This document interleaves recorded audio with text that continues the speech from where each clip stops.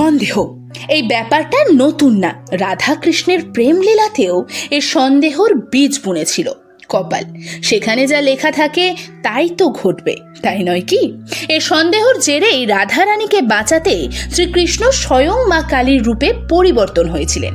আজও সে মূর্তির দর্শন পাবেন বৃন্দাবনে গেলে। বৃন্দাবনের গোপীনাথ বাজারে অবস্থিত সেই অলৌকিক মন্দির, যেখানে স্বয়ং শ্রীকৃষ্ণ তার রূপ পরিবর্তন করেছিলেন। চলুন জানি সেই অলৌকিক কাহিনী। শ্রীকৃষ্ণকে ভালোবাসা সত্ত্বেও রাধারানীকে বিবাহ করতে হয়েছিল আয়ান ঘোষকে।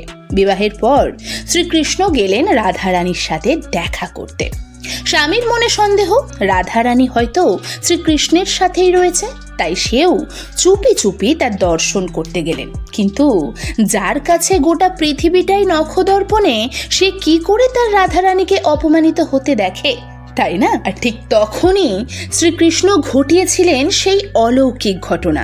সাথে সাথে তিনি মা কালীর রূপে পরিবর্তন হয়ে গেলেন। আয়ান ঘোষ বুঝলেন পরিবারের মঙ্গলের জন্য বোধহয় রাধারানী পূজা করছেন। তখন তিনিও সেই মূর্তির পূজা শুরু করলেন, যা আজও এখানেই রয়েছে। আজকের এই তথ্য ভালো লাগলে একটি লাইক, চ্যানেলে নতুন এলে দয়া করে একটা সাবস্ক্রাইব। Thank you.